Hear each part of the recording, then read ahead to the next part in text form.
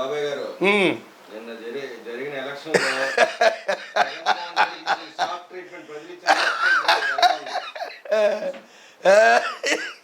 సరే, ఆనందంలో కొంచెం ఇదిగా ఉన్నాను, ఏమనుకోమాకండి. వరాయి గారు నమస్తే అండి, గుడ్ మార్నింగ్.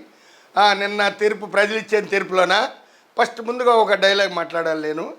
నందమూరి తారక రామారావు గారు ఆత్మ శాంతించింది, మనస్సావాచ్య కర్మ, ఆయనకి జోహార్లు చెప్తున్నాను. ఇప్పుడు చెప్పండి, జగన్మోహన్ రెడ్డి గారు కళ్ళం నీళ్ళు పెట్టుకున్నాడా రాత్రి? నేను చూసేలే. ఎందుకు పెట్టుకున్నావు?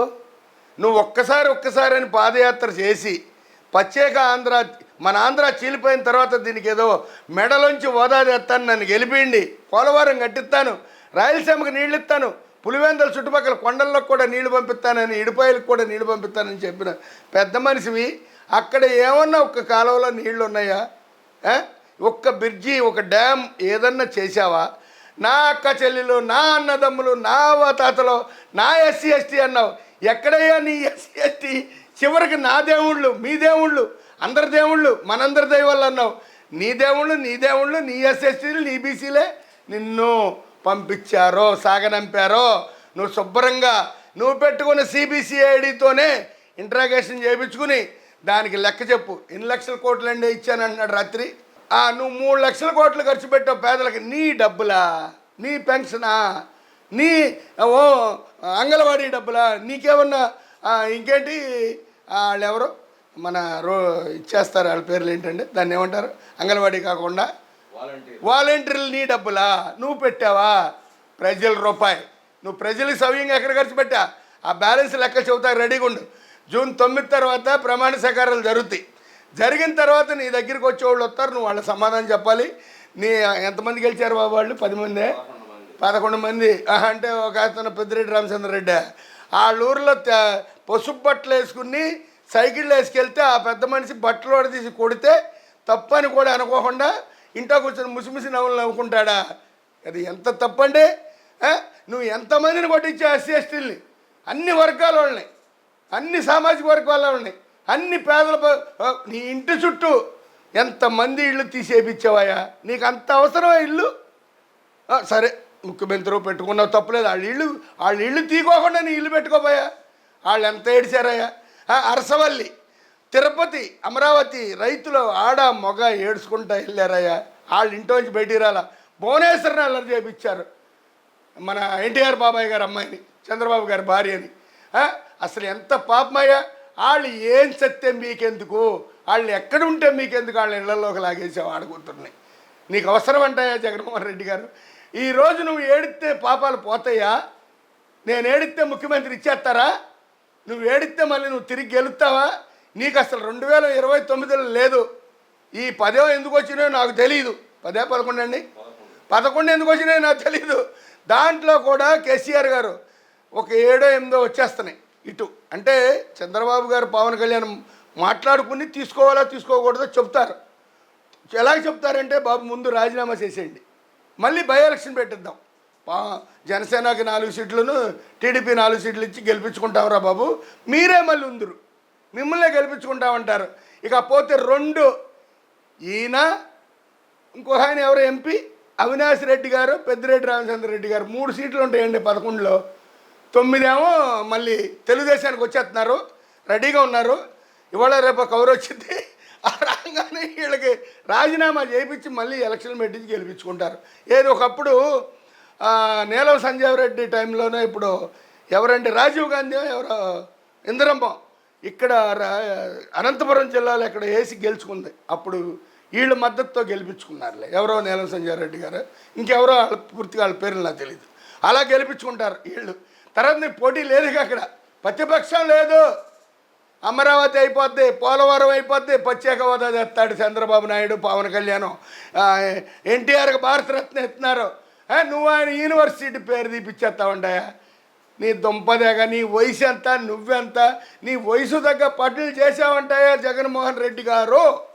ఒక్కసారి నీ మనసా వచ్చే కర్మ ధర్మం ఆలోచుకో.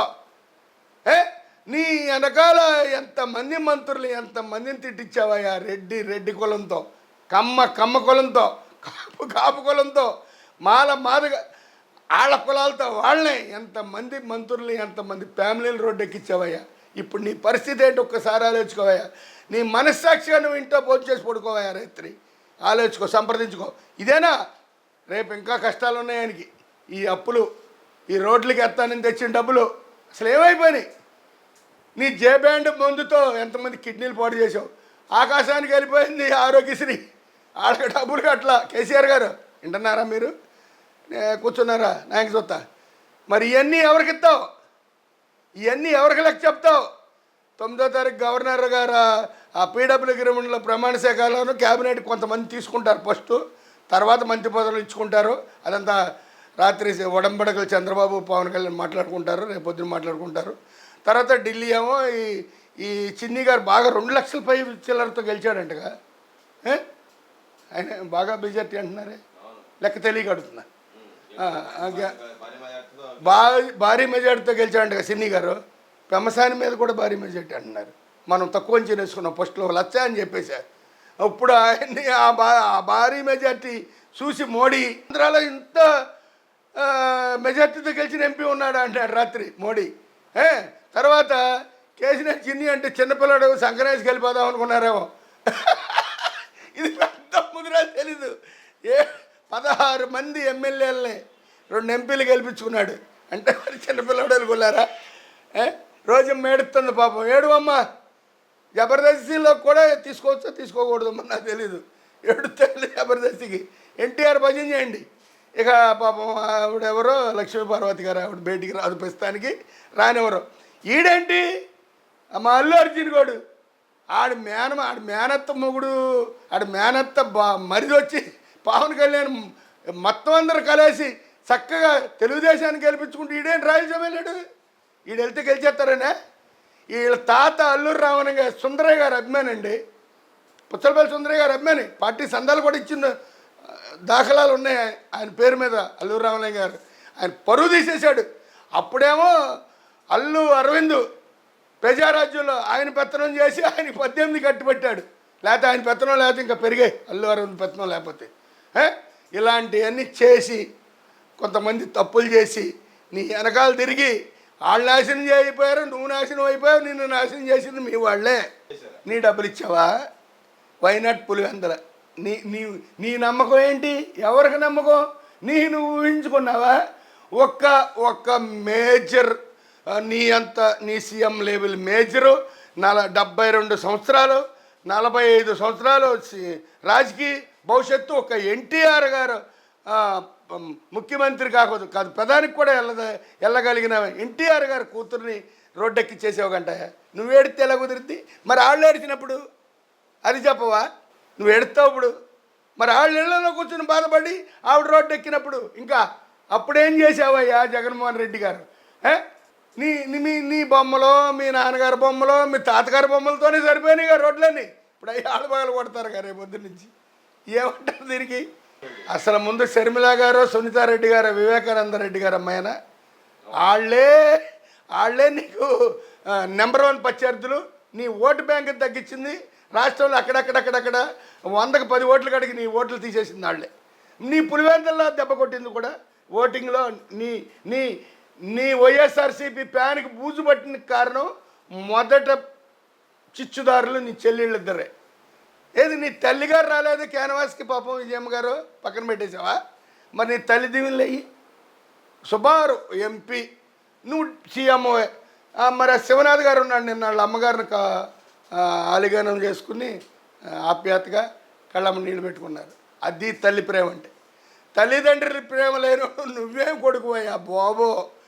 నీకు చిన్న వయసులో ముఖ్యమంత్రి ఇస్తే నువ్వు ఇష్టం వచ్చిన వేషాలు వేసేసి ఏదో 4 ఏళ్ళు 3 ఏళ్ళు పెన్షన్ ఇచ్చేసి ఏదో అమ్మఒడి అయ్యి బుడ్డి ఎవరికిస్తా చెప్పు. నువ్వు వేసిన ప్లాన్లేంటి, నువ్వు చేసిన పనులేంటి, నీ ఊహాగానాలేంటి, నీ బొమ్మలేంటి, నీ రాళ్ళేంటి, నీ సర్వేలేంటి, నీ పొలాల మీద నీ అధికారం ఏంటి? రైతులది చిన్నకారు రైతులు ఎంతమంది ఉసూరుమన్నారో.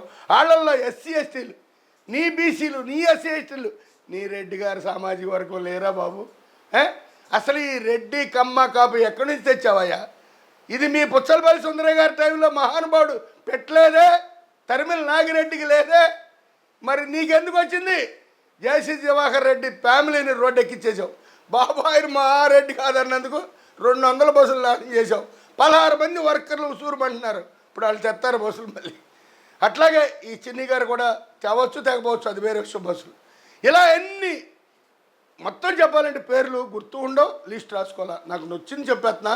ఇవన్నీ ఎంతమంది ఎంప్లాయీస్, వర్కర్లు, గవర్నమెంట్ వర్కర్లు, ఎంతమంది ప్రైవేట్ వర్కర్లు పొట్టమే కొట్టావు. ఒక్కసారి ఆలోచించుకో జగన్మోహన్ రెడ్డి గారు. నీ ఆత్మ పరిశీలించుకో. ఇకనైనా ఒక దేవుణ్ణి నమ్ముకో, లేదా 3 దేవుళ్ళని నమ్ముకో.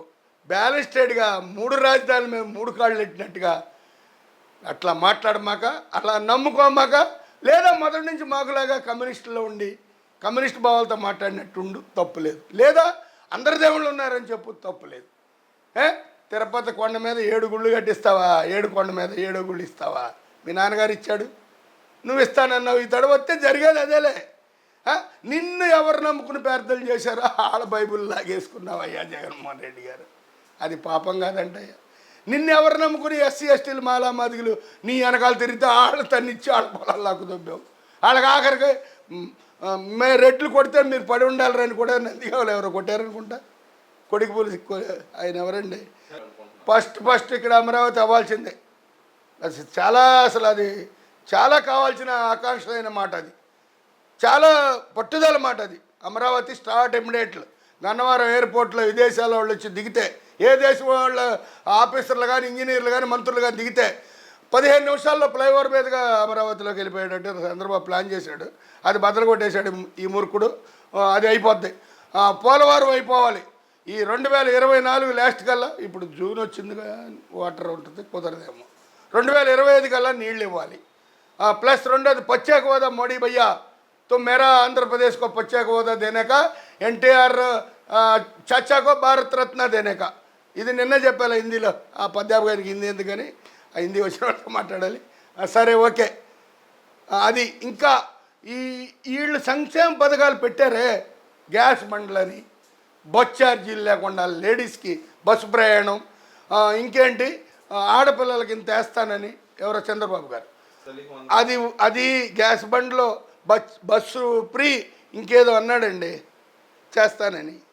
ఇవన్నీ చక్కగా మా చంద్రబాబు నాయుడు గారు ఆంధ్ర రాష్ట్రం అతి మెజార్టీతో గెలిచిన ఎన్టీఆర్ గారు అల్లుడు భువనేశ్వర అక్కయ్య వాళ్ళ భర్త లోకేష్ వాళ్ళ తండ్రి మనస్సావాచ్య కర్మ ప్రమాణ స్వీకారం చేసి ఇవన్నీ కాపాడుకుంటే 2029 కూడా పవన్ కళ్యాణ్ మద్దతుతోనే చెరొక 2.5 ఏళ్ళు పెట్టుకుంటారు. అసలు పూర్తిగా చంద్రబాబు పరిపాలిస్తాడో లేదా పవన్ కళ్యాణ్ లోకేష్ పెట్టుకుంటారో.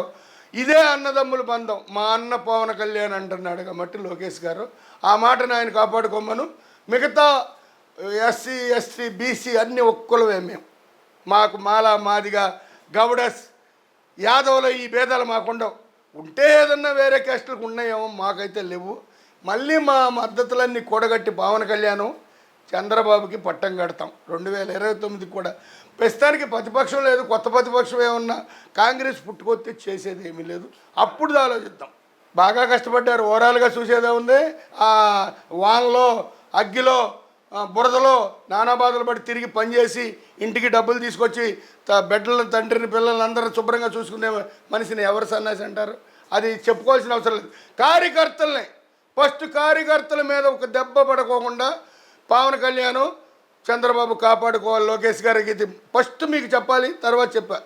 అది గుర్తుపెట్టుకోండి. కష్టపడింది పవన్ కళ్యాణ్ గారు, చంద్రబాబు గారు, లోకేష్ గారు, కార్యకర్తలు, అభిమానులు కష్టపడ్డారు. ఇక మీరు శుభ్రంగా మీ మాంగారు బొమ్మలు పెట్టుకుని దండలు వేసుకుని చక్కగా కూర్చొని పరిపాలించండి. మీ అబ్బాయి లోకేష్ను పవన్ కళ్యాణ్ వాళ్ళ అన్నయ్య చూసుకుంటారు.